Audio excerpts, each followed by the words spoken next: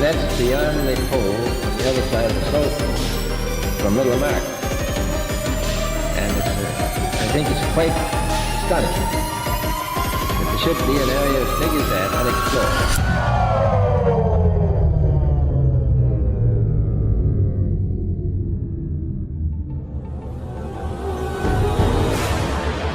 Hi. Welcome back to my channel, World History Official. Lately, many people are talking about the fake moon landing. Now, we will talk deeply about that. So, in this video, we will discuss about NASA, Moon, and also Mars.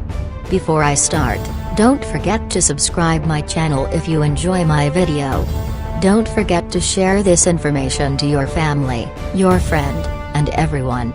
So, here we go.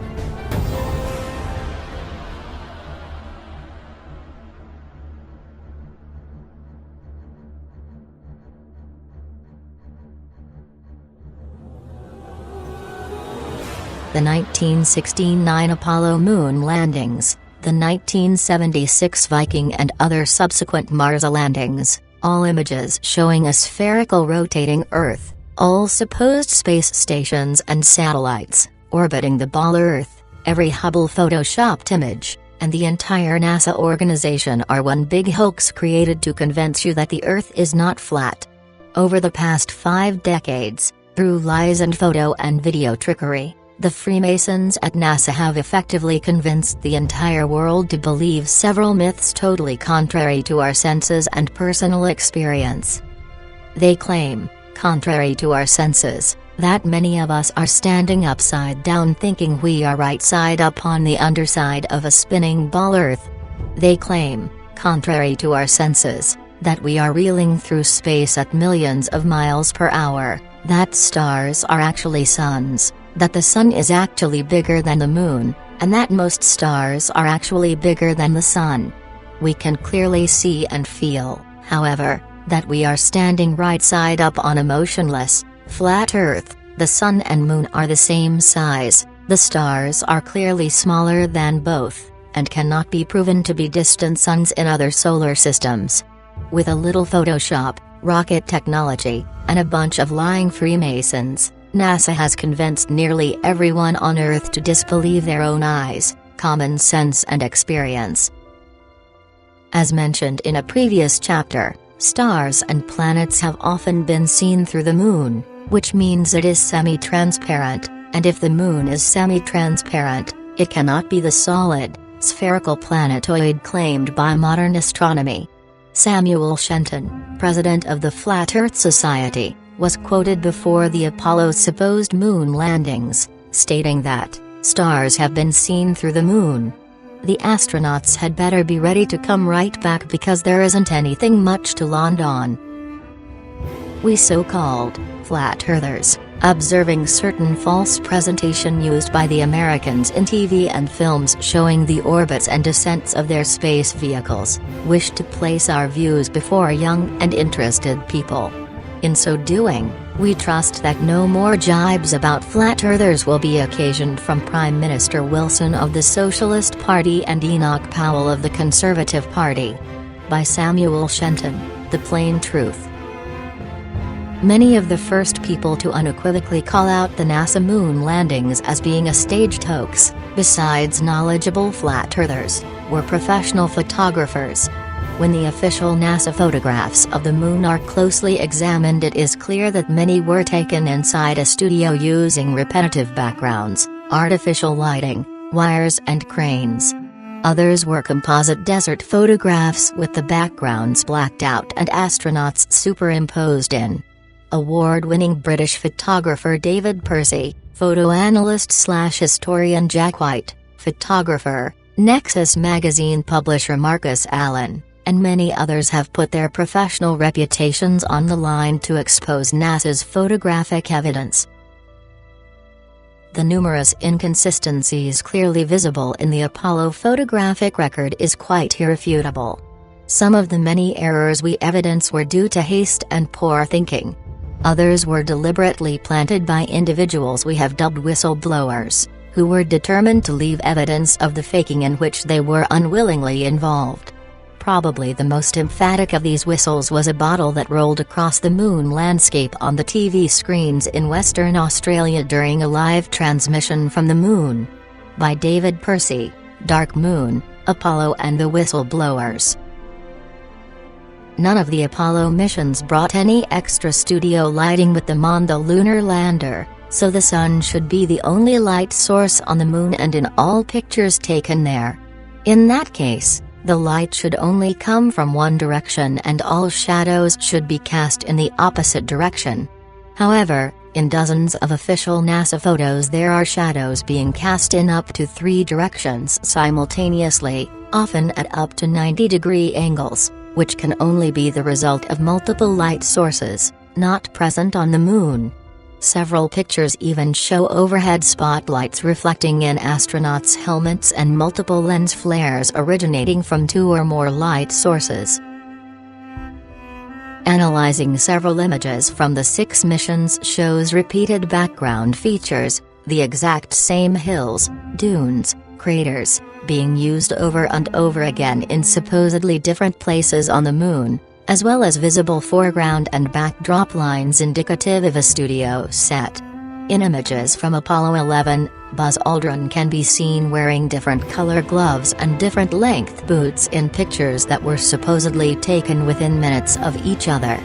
If Buzz was really in the vacuum of space in a pressurized spacesuit, he certainly would not have had time or reason to depressurize and repressurize his suit just to make such fashion adjustments.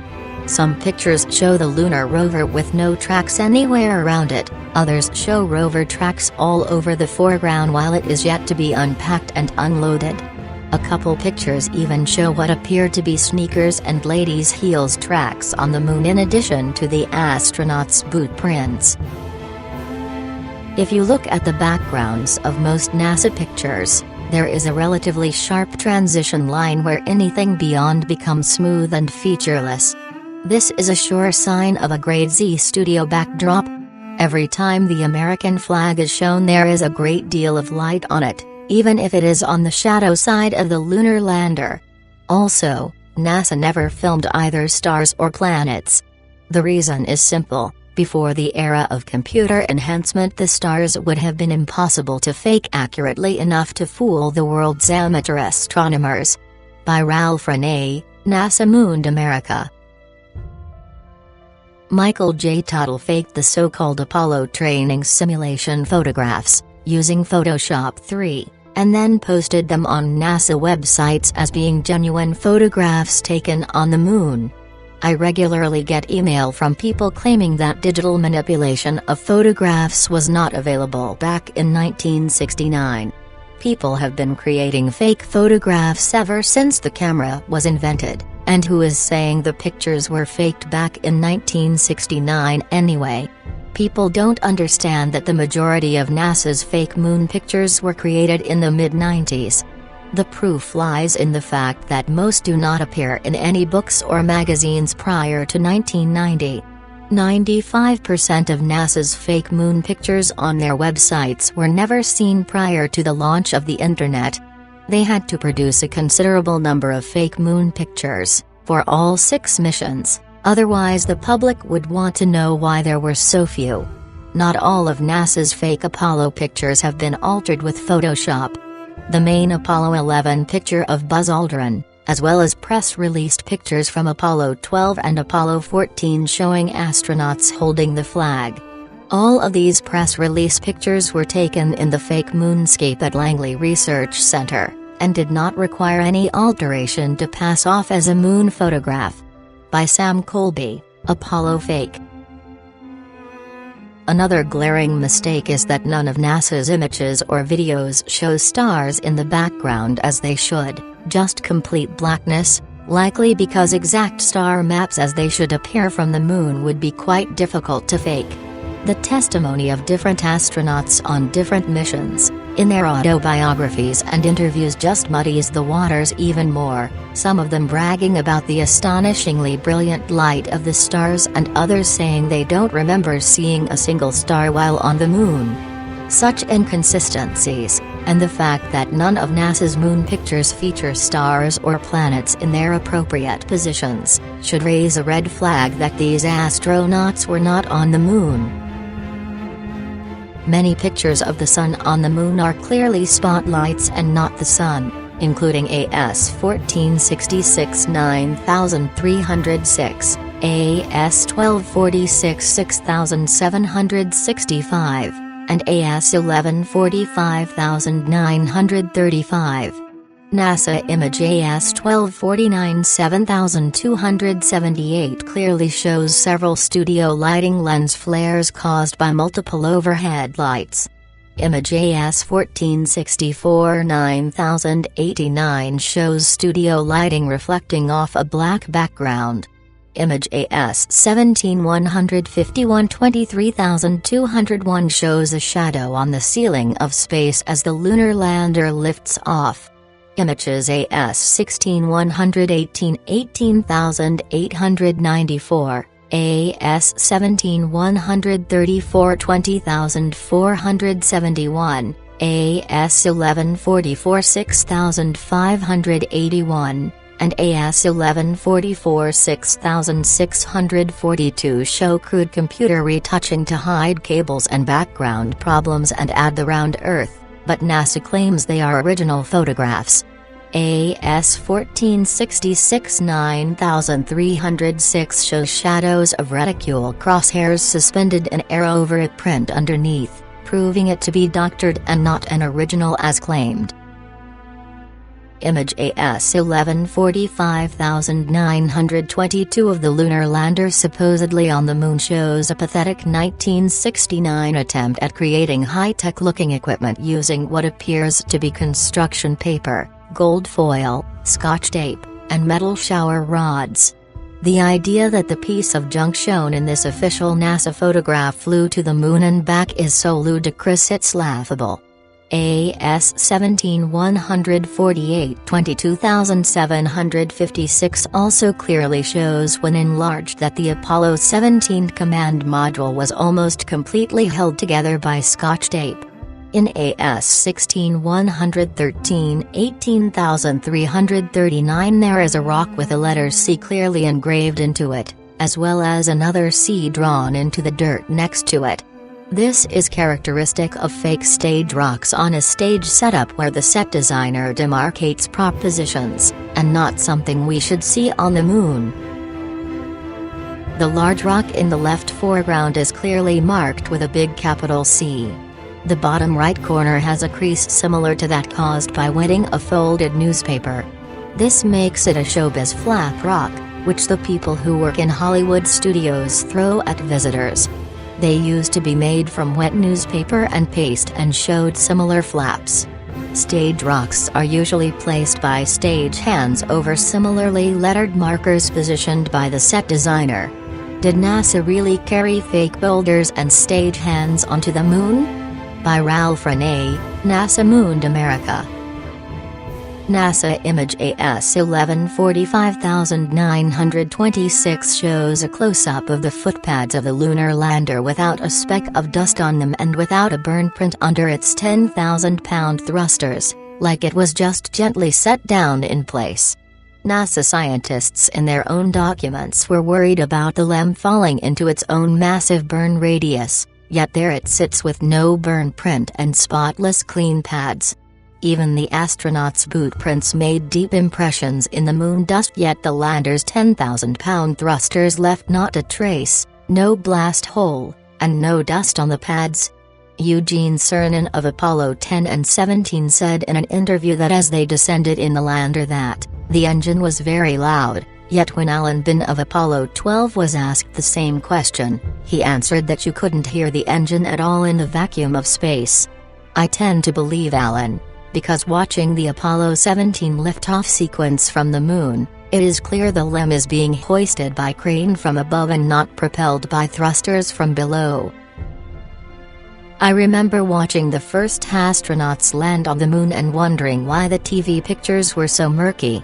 We watched two blurry white ghosts, who did little or nothing while they lurked in the shadow of the lunar lander. NASA seemed to have lost 100 years of photographic progress. It was boring, but I believed. During the next few years I caught glimpses of subsequent missions as they flashed in color upon my TV screen, and I believed. The pictures improved with each mission, and toward the end of the Apollo program the moon buggy tore up the moon's surface while NASA began to talk up a Martian adventure. I still believed in apple pie, the CIA, and NASA. Years later, watching a TV show, I thought I saw the moon flag ripple on the airless moon. The worm of suspicion slid into my system. I then began watching NASA film clips very closely and with less emotion. As those rose-colored glasses slipped lower on my nose I began to notice flaws in the pictures. The astronauts and their backpacks weighed less than 75 pounds on the moon, yet they left deep footprints in the moon dust and gravel. The blast of a rocket engine that lowered the 33,000-pound LEM lander to the moon's surface left no crater. And apparently it didn't even blow away the dust beneath the footpads. Strange. Here on Earth footprints usually require some type of wetting agent. There is no wet on the moon. By Ralph Renee, NASA Mooned America. When the video evidence is examined, even more anomalies are found.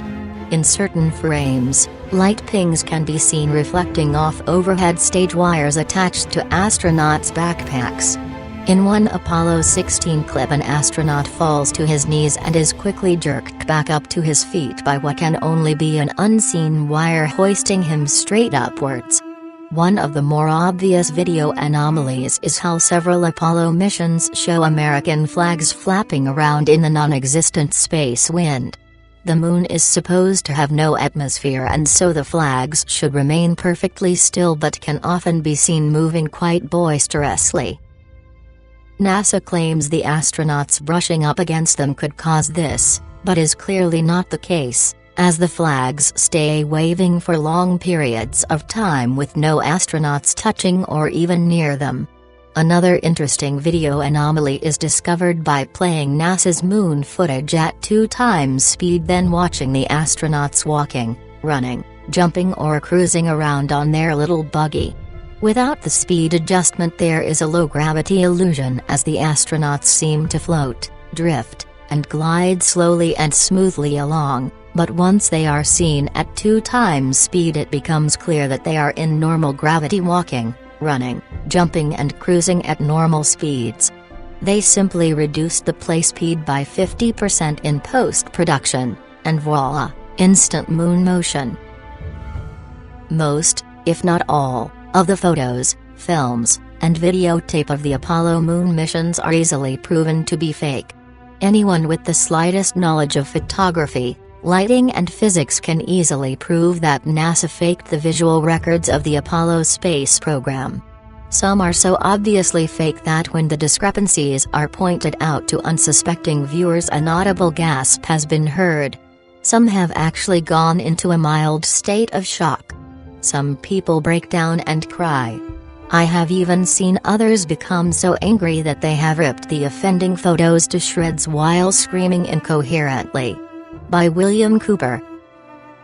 Not only is the video record fraught with fraud, but NASA claims the original Apollo 11 videos have conveniently disappeared from their records so no one can analyze them for authenticity.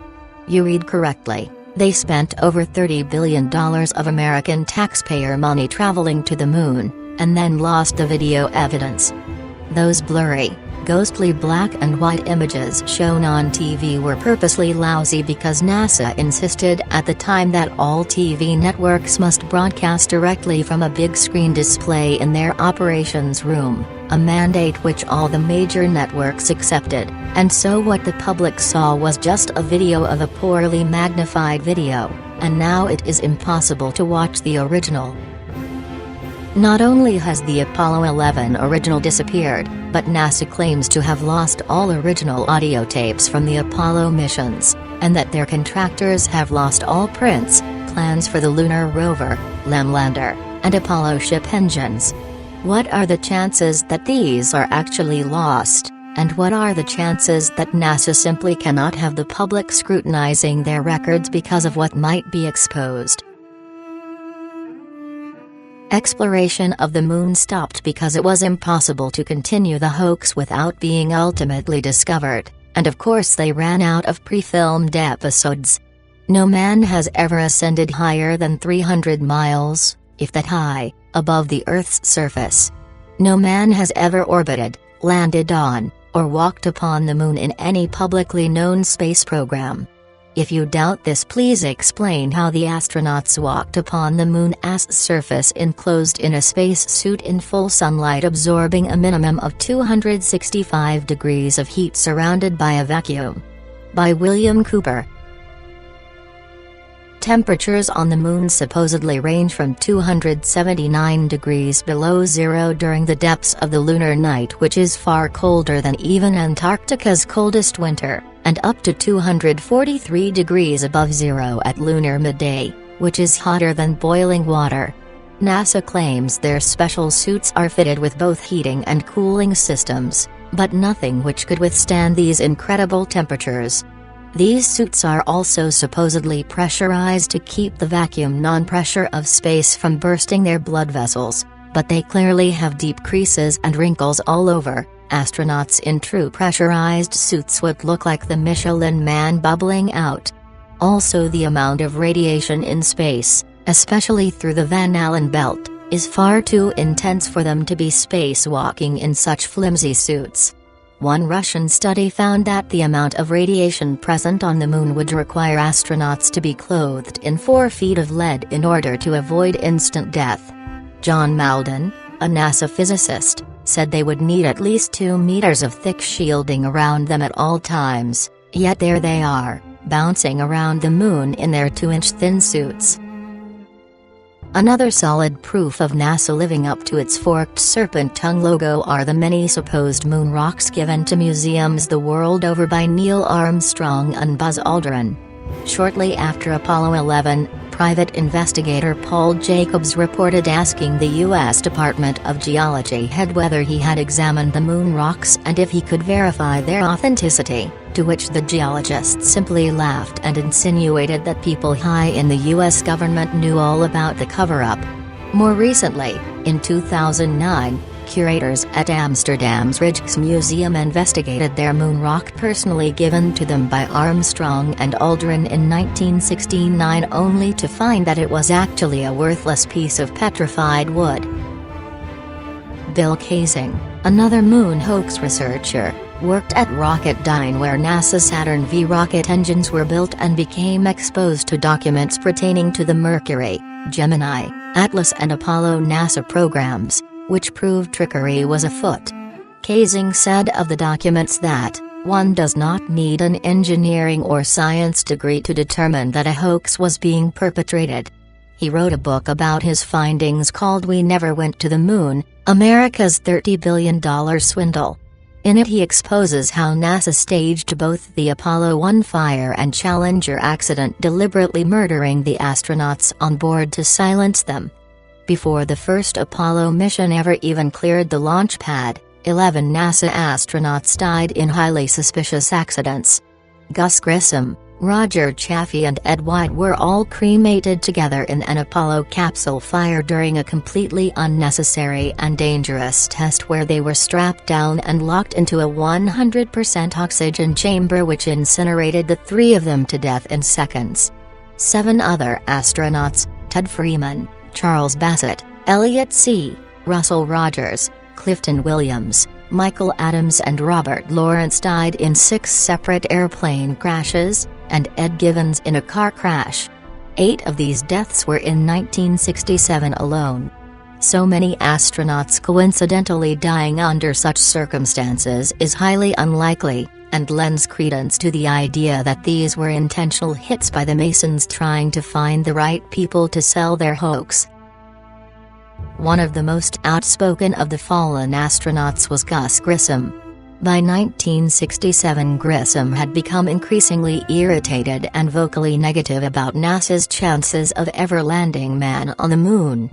He stated the odds were pretty slim and famously hung a lemon on the Apollo capsule after it repeatedly failed safety testing procedures.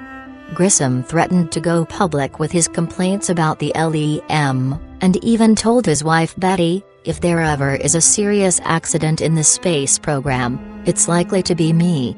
Right after his murder, government agents raided Grissom's house before anyone had been informed about the fire or his death. They removed all his personal papers and his diary, never to be returned.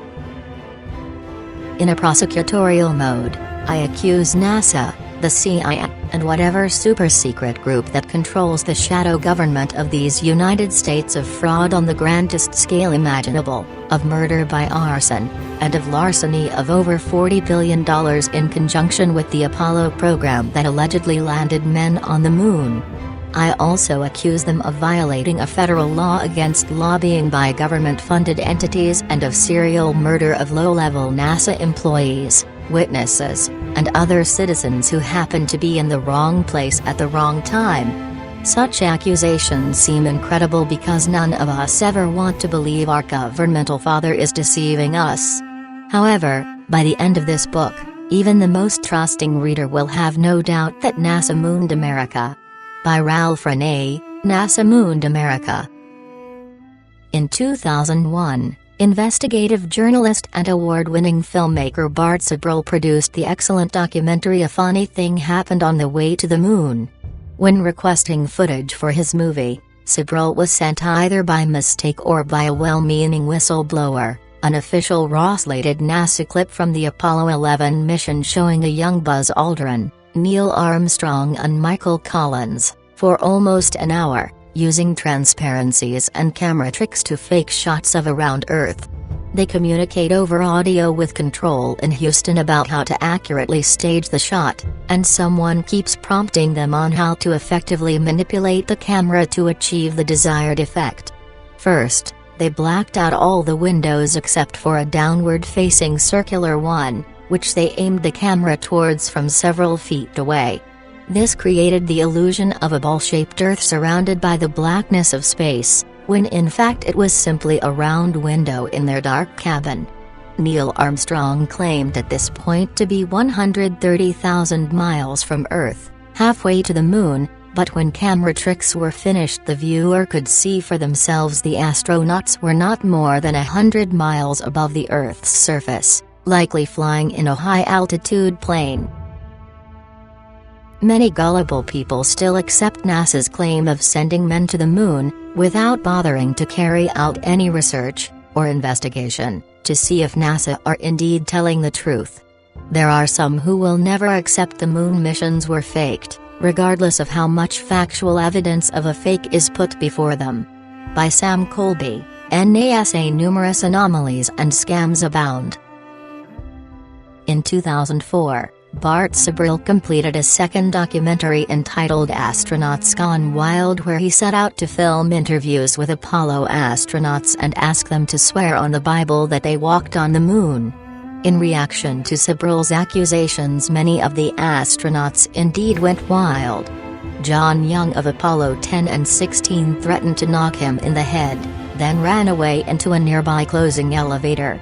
Ed Mitchell of Apollo 14 literally kicked him out the door and threatened to shoot him. Buzz Aldrin punched him square inches the face. The documentary is a fascinating psychological study, watching the astronauts repeatedly squirm and quickly escalate to threats and violence. They behave more like pathological liars than honorable cosmonauts. Many of them have battled depression and alcoholism since returning from the Moon as well. Buzz Aldrin was once asked at a NASA banquet what it felt like to first step onto the lunar surface. He staggered to his feet speechless, then left crying uncontrollably. On the 25th anniversary event for the Apollo 11 landing, one of the few interview appearances Armstrong ever made, he gave a cryptic speech basically telling the young people in attendance that there were many truths about Apollo they could uncover if they dug deep enough. He said, holding tears back, "Today, we have with us a group of young students, America's best. To you we say, we have only completed a beginning. We leave you much that is undone. There are great ideas undiscovered, breakthroughs available to those who can remove one of truth's protective layers. In the past 45 years, the Masons in Hollywood and NASA have only gotten more adept at Photoshop, CGI, and faking shots of Earth from space. Hit movies like Apollo 13 and Gravity show how realistic and convincing these soundstage, green screen, computer-built environments can be. People believe it more too. A Knight's newspaper survey taken just after the Apollo landings found 30% of Americans were suspicious of NASA's trips to the Moon. A Gallup poll taken in 1999 found only 6% of Americans had any doubt the Apollo astronauts walked on the Moon. NASA is now preparing to take us to Mars the same way they took us to the Moon. This time a small cadre of computer experts will astound us with photos created by the new digitized computer graphics which didn't exist in 1969. Next time we will have no way of determining the truth. By Ralph Renee, NASA Mooned America. Since the faked Apollo moon landings in 1969, NASA has moved on to faking Mars landings with the 1976 Viking, 1997 Pathfinder, and 2007 Phoenix. Right after landing they got straight to work photoshopping the famous face on Mars, Martian pyramids, and the supposed Martian city of Cydonia. NASA shills like Richard Hoagland and Stephen Greer have ever since been propagating the idea that this and other evidence proves the existence of extraterrestrial aliens. Just like the faked moon landings, however, their science fiction Mars landings are utter bold-faced lies. To begin with, the planets, formerly known as wandering stars, are not terrestrial Earth-like habitations capable of landing anything on. The Sun, Moon and stars are all simply luminaries, celestial lights relatively close to Earth, not something tangible and solid that humans could ever walk on. The planets are not solid, opaque masses of matter, as is believed. They are simply immaterial, luminous and transparent disks. By Gabrielle Henriot, Heaven and Earth. Even assuming Mars was an actual spherical desert planet as NASA claims, it is impossible for them to have safely landed the probes based on their own trials and statistics. They say the surface pressure on Mars is only 0.3% the surface pressure on Earth, and equivalent to the pressure at about 23 miles above Earth. There is not enough air matter at that pressure, however, to provide any lift for opening and blowing out the parachutes NASA uses to land its Mars probes. No parachute ever devised has been able to successfully deploy at that altitude. They simply stream straight back then never fill the rest of the way down. Joe Kittinger's record highest, fastest, and longest parachute dive from the Earth's upper atmosphere had him free-falling from only 19 miles high for 15 minutes at 767 miles per hour, and his drogue chute proved useless and offered no deceleration. Yet NASA would have us believe, for example, that Phoenix's parachute managed to somehow slow it down from 12,738 miles per hour to 123 miles per hour in just 2.86 minutes before its final landing. In other words, NASA is claiming to do something on Mars that we have no evidence is even possible on Earth at significantly lower altitude and 16 times slower speed. On July 14, 1976, the orbiter module, which weighed 5,125 pounds, detached its lander. I can find no listed weight in my encyclopedia on space, but since it could carry up to 638 pounds of fuel in addition to its payload, that lander had to weigh at least 1,000 pounds. NASA claims that after the lander was detached, rockets were used to slow it down to 560 miles per hour at an altitude of 800,000 feet. Then it was allowed to fall 781,000 feet under Martian gravity before a parachute was deployed at 19,000 feet. At 4,600 feet this chute was detached, and NASA tells us that it then had a velocity of 145 miles per hour. Rocket engines under computer control then landed it. Martian gravity is about 0.37 that of Earth. Earth's gravity accelerates an object at 32 feet per second. This gives Mars the ability to accelerate an object at 11.84 feet per second. The 560 miles an hour horizontal motion will not affect the downward velocity of an object that falls 781,000 feet on Mars. The terminal velocity at the time the chute was deployed was about 4,300 feet per second, which is almost 3,000 miles per hour. That's much faster than a speeding bullet. NASA claims that in a matter of 14,400 feet that chute operating under near vacuum conditions reduced the lander's speed to 145 miles per hour. Sure it did. That was then, let's look at now. The next probe to land on Mars did so on July 4, 1997. NASA tells us that the Pathfinder came in at 16,600 miles per hour and was then jettisoned to boldly plunge into the fringes of the Martian atmosphere without using retro rockets to enter orbit. As usual, there were two different histories given by NASA. The first states that by some miracle during the next minute its speed was reduced to 1,000 miles per hour. The second states that it was jettisoned at 5,300 miles and its speed was reduced in 30 minutes while it fell to 80 miles. In the first case the deceleration would have been incredible. However, in the second case the Pathfinder would be at the 80-mile high place still doing 4,280 miles per hour. The NASA story gets murky, but it is assumed the Pathfinder was again allowed to free fall until it was 7 miles high when NASA claims the parachute opened. Instead of streaming because it had been popped in almost a vacuum, it billowed forth and slowed the Pathfinder down. When it was 1 mile up it dropped the chute, blew up the airbag, and fired retro rockets reducing its speed to 23 miles per hour. Then the airbag hit the ground and bounced either 3 times or 16 times, depending on which official NASA source you believe, by Ralph Rene, NASA Mooned America. MX News on June 3, 2008 featured a picture given to them by NASA of the Phoenix's first dig into Martian soil. But on June 6, 2008, 3 days later, the London Daily Telegraph reported from NASA that another communications glitch stopped NASA's Phoenix lander again from making its first dig into Martian soil. How could they give the photo to MX News if they had yet to make their first dig, and why can they never keep their story straight?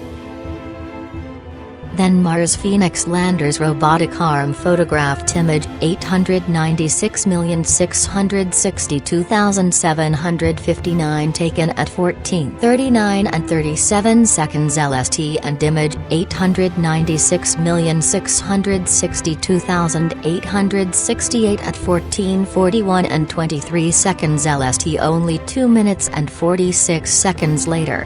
In the first image there is a fallen loose screw visible by the leg which disappears before the second photo is taken.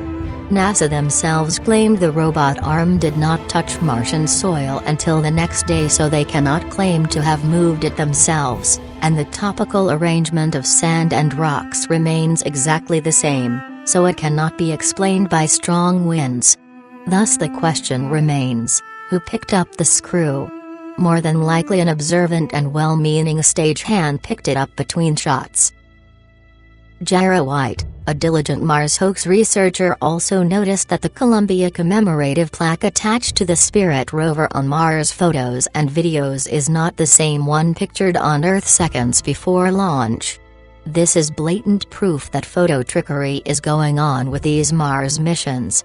Several photography experts have even mentioned how Mars looks exactly like Arizona or parts of the Australian outback desert, and it appears NASA simply added a red tint to the atmosphere in post-production. By using the Auto Levels tool in Photoshop, official NASA Mars photographs lose their red tint, however, and look exactly like the Earth. In the big lie there is always a certain force of credibility, because the broad masses of a nation are always more easily corrupted in the deeper strata of their emotional nature than consciously or voluntarily, and thus in the primitive simplicity of their minds they more readily fall victims to the big lie than the small lie, since they themselves often tell small lies in little matters but would be ashamed to resort to large-scale falsehoods. It would never come into their heads to fabricate colossal untruths, and they would not believe that others could have the impudence to distort the truth so infamously. Even though the facts which prove this to be so may be brought clearly to their minds, they will still doubt and waver and will continue to think that there may be some other explanation. For the grossly impudent lie always leaves traces behind it, even after it has been nailed down, a fact which is known to all expert liars in this world and to all who conspire together in the art of lying. By Adolf Hitler. Since 1973, over 1 billion children all over the world have grown into adults. They've been taught to believe in the fairy tale that we landed men on the moon. I hope this book will one day banish forever this fanciful tale and relegate the story of NASA's Moon and Mars landings to the realm of fraud where they belong. By Ralph Renee, NASA Mooned America.